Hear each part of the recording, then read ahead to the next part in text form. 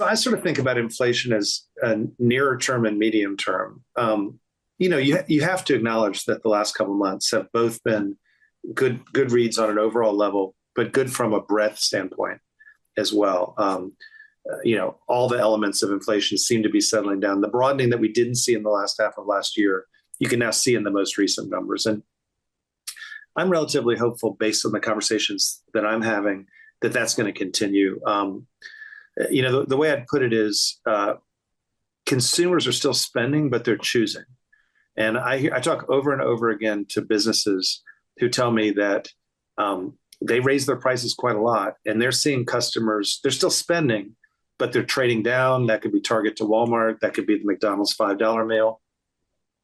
Or they're just making choices because, while inflation is down, prices are still high. And I think consumers have gotten to the point where they're just not accepting it.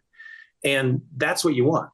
I mean, that's, the solution to high prices is one of those phrases people talk about. And it's not just on the supply side.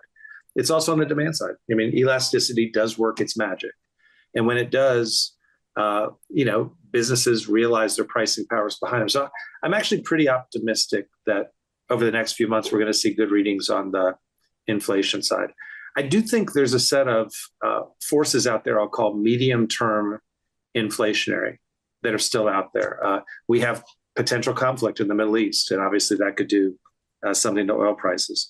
Housing supply is limited. And, to your point, if you lower rates, I'm not positive.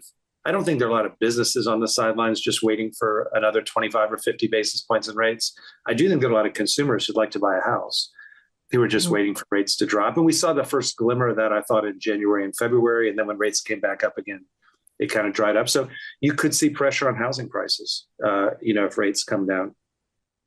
You've got demographics, you've got global fragmentation, all the energy transition, all those things, and the demand for energy that's out there with data centers and the like.